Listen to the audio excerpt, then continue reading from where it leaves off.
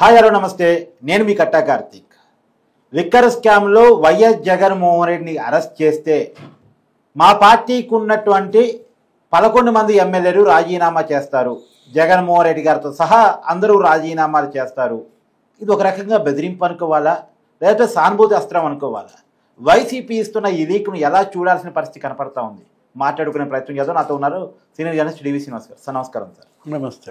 Sir, liquor కేసులో YS Jaganmohan Reddy గారు arrest జరగబోతోంది అని ప్రచారం ఒకవైపు, ఒకవేళ అరెస్టు చేసే కాడికి వస్తే వైసీపీకి ఉన్న ఎమ్మెల్యేలంతా మూకుమ్మడిగా రాజీనామాలు చేస్తాం అని వైసీపీ ఇస్తున్న లీక్ మరొకవైపు. ఇది కూటమి ప్రభుత్వానికి ఇస్తున్న బెదిరింపు అనుకోవాలా, లేదా ప్రజల్లో సానుభూతి అస్త్రం అనుకోవాలా? ముఖ్యమంత్రి చంద్రబాబు సింగపూర్ పర్యటన. ఆయన సింగపూర్ వెళ్ళగానే ఇక్కడ జగన్మోహన్ రెడ్డి ఎత్తుతారని ఒక ప్రచారం. అంటే గతంలో మనం చూసాం, జగన్మోహన్ రెడ్డి సీఎంగా ఆయన లండన్ పర్యటన. ఆయన అప్పుడు ఏమని చెప్పాడు, నేను లండన్లో ఉన్నాను, ఈలోపు చంద్రబాబుని ఎత్తేసారు అన్నాడు. అంటే karma boomerangs, what you give you get. నువ్వు ఏది ఇచ్చావో అదే నీకు తిరిగి వస్తుందా? ఇప్పుడు ఏది కరెక్ట్గా సింగపూర్ పర్యటన ఒక 6 రోజుల్లో ఏముంది. అవును, ఇప్పుడు 26 నుంచి రేపు 1వ తారీఖు దాకా ఉంటుంది. ఈ 6 రోజుల్లోనే జగన్మోహన్ రెడ్డిని ఎత్తేస్తారా? అంటే ఎత్తడం అంటే ఆయన భాషలో లిఫ్ట్ చేయటం, అరెస్ట్ చేయడం కాదు. దానికి చాలా కథ ఉంటుందేమో. అంటే గవర్నర్ గారి పర్మిషన్ ఇవన్నీ ఉంటాయేమో, మాజీ ముఖ్యమంత్రి కాబట్టి. అంటే అప్పుడు చంద్రబాబు అరెస్ట్కి ఎవరిని పర్మిషన్ తీసుకున్నారు? అది అప్పుడే జరిగాయన్నీ జరుగుతాయి. న్యాయ పోరాటం కోర్టులు చేసేవి, కోర్టులు చేస్తాయి. 17 ఏళ్ళు అంటారు, అది ఆ పోరాటం అది నడుస్తూనే ఉంటుంది. అంటే ఎత్తడానికి ఏది అడ్డంకి కాదు, వీళ్ళు ఎత్తాలనుకుంటే. ఇప్పుడు ఇక్కడ ఇది ఇష్యూ ఏంటి, జగన్మోహన్ రెడ్డి మరి మిథున్ రెడ్డి అరెస్ట్ అయిన వెంటనే జగన్ అరెస్ట్ తప్పదనేది వ్యాఖ్యలు. అవును, మనం ప్రతి చోట అదే చర్చ. జగన్ ఎప్పుడు అరెస్ట్ అవుతాడు, కట్టప్పని ఎవరు చంపారు అనేది కాదు, బాహుబలిని కట్టప్ప ఎందుకు చంపాడు అనేది కాదు ఇప్పుడు ప్రశ్న. జగన్మోహన్ రెడ్డి అరెస్ట్ ఎప్పుడు అనేది ప్రశ్న. ఇక్కడ ఒకటి, మొత్తం ఆ హవాలా నెట్వర్క్, లిక్కర్ మాఫియాలో మనం తీసుకున్నట్లయితే మనీ లాండరింగు, ఆ గ్యాంగ్ మొత్తం, ఆ డబ్బంతా మిథున్ రెడ్డి దగ్గరికి చేరేదని, మిథున్ రెడ్డి నుంచి ఆ డబ్బు అంతిమ లబ్ధిదారుగా జగన్మోహన్ రెడ్డికి అనిల్ ద్వారా, మిథున్ ద్వారా చేరిందని కదా ఇప్పుడు ఈ సిట్ ఈ ఎఫ్ఐఆర్లో కానీ ఛార్జ్షీట్లో కానీ పేర్కొన్నది. మిథున్ రెడ్డి అరెస్ట్ అయిన వెంటనే జగన్మోహన్ రెడ్డి అరెస్ట్ తప్పదనే ఆ పార్టీ కూడా గ్రౌండ్ అంతా ప్రిపేర్ చేయించుకుంటాను. నిన్న సజ్జల రామకృష్ణారెడ్డి కూడా ప్రెస్ మీట్లో అదే అన్నాడు. ఏమని, మొత్తం మేము ప్రిపేర్ అవుతున్నాం అన్నాడు. దేనికి ప్రిపేర్ అవుతున్నారు? అరెస్ట్కి ప్రిపేర్ అవుతున్నారా? అంటే మీరు అన్నారు ఏదో రాజీనామాలు కూడా చేయించాలన్న ఆలోచన చేస్తున్నారు, అది కూడా వచ్చిందని. 11 మంది రాజీనామాలు చేయడం ద్వారా ప్రభుత్వంపై ఒత్తిడి పెంచడం, దర్యాప్తుని అడ్డుకోవడం, ఈ పోలీస్ అధికారులు వీళ్ళ యొక్క స్పీడ్కి ఒక కళ్ళెం వేయడం. ఏం జరుగుద్ది రాజీనామాలు చేస్తే? మళ్ళీ ఎన్నికలు వస్తాయి. అంటే నువ్వు చెడింది కాక వాళ్ళని కూడా జడగొడదామనా? అది ఇక్కడ చర్చ కూడా ఉంది సార్. అసెంబ్లీకి రానప్పుడు వాళ్ళు ఉంటే ఏంది, రాజీనామాలు చేస్తే ఏంటి అనే చర్చ కూడా ఉంది. అంటే ప్రతిదానికి రాజీనామా అస్త్రం కాదు. రాజీనామాలు ఎప్పుడు ప్రజలు ఆమోదిస్తారు, ప్రజలు మీకు ఎప్పుడు అండగా నిలబడతారు, మీ రాజీనామాకి ఒక హేతుబద్ధమైన కారణం ఉంటే. అవును, మనం చూసాం అప్పుడు తెలంగాణ యాజిటేషన్ అప్పుడు వరుసపెట్టి రాజీనామాలు చేసి మరి కేసీఆర్ పార్టీని నిర్మించుకున్నాడు. పదే వాళ్ళ రాజీనామాలు వాళ్ళకి కలిసి వచ్చాయి. జగన్మోహన్ రెడ్డి కూడా అదే చేశాడు. అవును, ఆయన కాంగ్రెస్ నుంచి బయటకు వచ్చినప్పుడు అప్పుడు అందరూ ఎమ్మెల్యేలు ఆయనతో పాటు వచ్చిన వాళ్ళు రాజీనామా చేయమన్నారు. రాజీనామాలు చేసినప్పుడు అప్పుడు ఆయన పైన సింపతి ఏది, కాంగ్రెస్ పార్టీ ఆయనకు అన్యాయం చేసిందని సోనియా గాంధీ అప్పట్లో తల్లి కన్నీళ్లు, రాజశేఖర రెడ్డి దుర్మరణం పైన అనుమానాలు ఆమె వ్యక్తం చేయడం, చెల్లి అసలు జెండా భుజాన మోయడం. ఏది, షర్మిల.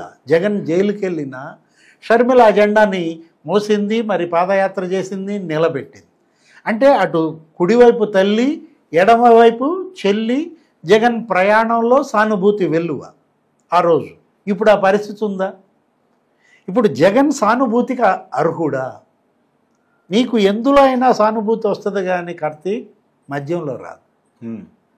మద్యం ఏంటంటే వాళ్ళు వాళ్ళ శరీరాన్ని ఛిద్రం చేసుకుని, అవును, ఏది ఆ మద్యపానానికి, ఆ బలహీనతకి లోబడి దాన్ని వదులుకోలేక, అలవాటు మానుకోలేక వాళ్ళ కిడ్నీస్ దెబ్బతిని, లివర్ దెబ్బతిని చనిపోయారు. అవును, ఈ ఒక్క కేసులో మనం ఇన్నాళ్ళు అనుకుంటుందేంటి 35,000 మంది చనిపోయారు అని అంటున్నారు. అవును, పురంధేశ్వరి దీనిపైన పోరాటం చేస్తూ 30,000 మంది పుస్తలు దిగిపోయాయని. అసలు అది మద్యం కాదు, విషం అని అప్పట్లో పురంధేశ్వరి ఆ బాటిల్స్ నేలకేసి కొట్టి ఒక ఉద్యమం చేసింది.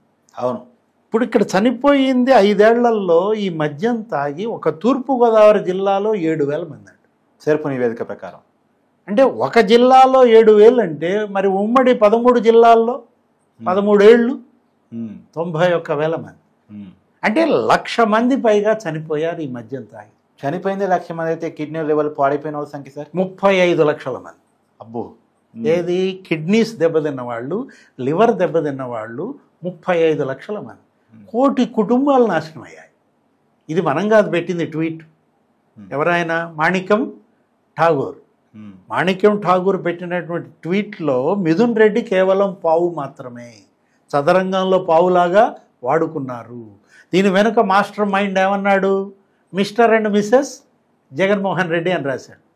ఆయన ట్వీట్లో 1 కోటి కుటుంబాలు నాశనం అయ్యాయి, జగన్ లోభం మద్యం కుంభకోణం అన్నాడు. 1 కోటి కుటుంబాలని నాశనం చేసిన ఇందులో సానుభూతి వస్తుందా? కేజ్రీవాల్కి సానుభూతి వచ్చిందా? ఎమ్మెల్యే కూడా ఓడిపోయాడుగా.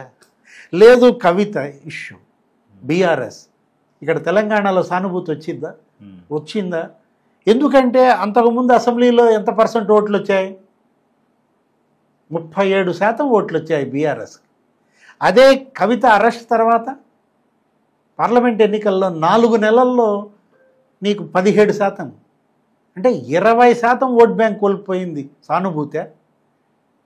జగన్మోహన్ రెడ్డికి సానుభూతి వస్తుంది అని ఎవరన్నా చెప్పారంటే ఇంకా అంతకన్నా ఫూలిష్నెస్ ఇంకోటి లేదనమాట. ఇది సానుభూతి వచ్చే నేరం కాదు. ఇది 1 కోటి కుటుంబాల నాశనం, 35 లక్షల మంది లివర్ కిడ్నీ దెబ్బతినడం, 1,00,000 మంది చనిపోవడం. అసలు ఎన్ని కుటుంబాలు ఉన్నాయి కార్తీక్ ఆంధ్రప్రదేశ్లో? ఉన్నదే 1,25,000 కుటుంబాలు. అందులో 1 కోటి కుటుంబాలు ఉసురు పోసుకుంటే నీకు ఎవరు ఓట్లేస్తారు? ఆ రోజు అంటే నీ తల్లి కన్నీళ్లు ఉపయోగపడ్డాయి. ఈరోజు నువ్వు ఆ తల్లిపైనే కేసు పెట్టావు. అవును. సానుభూతి వస్తుందా? అంటే అంతకుముందు నువ్వు చెల్లి ఆస్తులు తిన్నావని మరి ఆరోపణలు ఉన్నాయి. దాని ఫలితమే 151 నుంచి 11కు పడ్డావు. చెల్లెళ్ళ ఉసురు, అటు సునీత షర్మిల శాపాలు తగిలి మరి 151 నుంచి 11కు పడ్డా ఇతను ఏం చేశాడు? తల్లి మీద కేసేశాడు. అవును. ఇప్పుడు వెళ్ళి ఏ ముఖం పెట్టుకుని ఓట్లు అడుగుతావు? ఈ 11 నీకు గెలిపిస్తారా? విజయమ్మ కేసు వేశాను నాకు ఓట్లేయండి అంటాడా? షర్మిల ఆస్తులు తిన్నాను నాకు ఓట్లేయండి అంటాడా? 1 కోటి కుటుంబాలు నాశనం చేశాను 11ని 110 చేయమని పిలిపిస్తాడా? జగన్మోహన్ రెడ్డి వాళ్ళ ముందు నుయ్యి వెనక గొయ్య, ముందు తీహార్ జైలు వెనక రాజమండ్రి జైలా? చెప్పు, నువ్వే సెలెక్ట్ చేసుకోవాలి ఏ జైలుకి వెళ్తావు అనేది. ఏదైనా అంటే ఇప్పుడు ఈడీ అరెస్ట్ చేయబోతుంది, తీహార్ జైలుకి జగన్మోహన్ రెడ్డి గారిని పంపించబోతున్నారు. రాష్ట్రంలో శాంతి భద్రతల ఇష్యూ ఉంటుంది కాబట్టి తీహార్ జైల్లో ఉంచాలనేటువంటి ఆలోచన కూడా చేయబోతున్నారు అనేటువంటి చర్చ కూడా కొనసాగుతుంది సార్. దీన్ని ఏమంటారు? అంటే రేపు పొద్దున 28వ తారీఖు చంద్రారెడ్డిని పిలిచారు. అవును. ఏదా షర్వాణి, అవును, ఆల్కో బ్లూ, అదేంటది ఆ షో ఉన్నది కదా, distillery Andhra gold wines whisky. కానీ ఇప్పుడు ఏంటి దాంట్లో మరి ఒక్కొక్క బాటిల్కి 150 రూపాయలు మామూలు వసూలు చేశారని. చంద్రారెడ్డి అప్రూవర్గా మరి అన్ని నిజాలే బయట పెట్టాడు అనుకో. అంటే కేవలం ఏంటి డీలక్స్ అనే ఒక పదం చేర్చి ఆంధ్ర గోల్డ్లో, లేకపోతే ఫైన్ అనే ఒక పదం చేర్చి వీళ్ళు 676 రూపాయల బాటిల్ 800కి అమ్మారు. అంటే 700 రూపాయలు విస్కీ 800కి అమ్మారు. ఆ 100 రూపాయలు, ఆ 150 రూపాయలు వీళ్ళ జేబుల్లోకి వెళ్ళాయి. ఇప్పుడు ఈడీ రేపు 28వ తారీఖు అతను పిలిచిందంటేనే గుండె లబ్ డబ్ అంట. ఏది వాళ్ళ తీహార్ జైలు అన్నారు, మనం చూసాం. కేజ్రీవాల్ ఎక్కడ? అదే కేసులో, మద్యం కేసే కదా, Delhi liquor scam, Tihar jail. Kavitha కూడా తీహార్ జైలు. పారిశ్రామికవేత్తలు, అప్పటి డిప్యూటీ సీఎం, ఢిల్లీ కేసు కాబట్టి తీహార్ జైలు. ఇది ఏపీ కేసు కదా సార్. మరి అదేం ఉండదు అక్కడ. ఢిల్లీ కేసు, ఢిల్లీ నిందితుల్ని తీహార్ జైల్లో పెట్టాలని ఏముంది? ఇక్కడ శాంతి భద్రతల సమస్య. ఏది ఆంధ్రప్రదేశ్లో మనం చూసాం, రాజమండ్రి జైల్లో పెడితే మాకు భద్రత కల్పించలేమంటారేమో అక్కడ ఉన్నటువంటి పోలీస్ సిబ్బంది. ఎన్ఫోర్స్మెంట్ డైరెక్టరేట్ ఏం చేయబోతోంది? ఇక్కడ అరెస్టులు ఒకటే పరిష్కారం కాదు. వీళ్ళ యొక్క ఈ అవినీతి సంపదని జప్తు చేయాలి. ఒక్కొక్కడు హైదరాబాద్లో 92 ఎకరాలు కొన్నాడంట, ఆ కేసిరెడ్డి రాజు తల్లి పేరు మీద, కూతురు పేరు మీద. అంటే ఈ 5 ఏళ్లలో ఈ లిక్కర్ మాఫియా నిందితులు ఎన్నెన్ని ఆస్తులు కూడా పెట్టారు, మొత్తం అంతా జప్తు చేయాలి. అది ఈ బాధితుల సంక్షేమం కోసం ఉపయోగించాలి. ఎందుకంటే నాశనమైన కుటుంబాలన్నీ 1 కోటి కుటుంబాలు అన్నమాట. ఆ బాధితుల సంక్షేమం కోసం ఉపయోగించాల్సిన బాధ్యత కూడా ఈడీదే. ఈడీ ఇప్పటికే విజయ్ మాల్యా, లేకపోతే లలిత్ మోడీ, చోక్సీ, నీరవ్ మోడీ వాళ్ళ ఆస్తులు జప్తు చేసింది. 32,000 కోట్ల ఆస్తులు జప్తు చేస్తే 22,000 కోట్లు వాళ్ళవే. ఆ డబ్బు మొత్తం బాధితుల సంక్షేమం కోసం ఉపయోగించమంది. ఇప్పుడు ఇక్కడ ఈ లిక్కర్ నిందితులు సినిమాలు తీశారంటున్నారు, బంగారం కొన్నారంటున్నారు, రియల్ ఎస్టేట్లో 1,000 కోట్లు పెట్టారంటున్నారు, విదేశాలకు మనీ లాండరింగ్ చేశారంటున్నారు.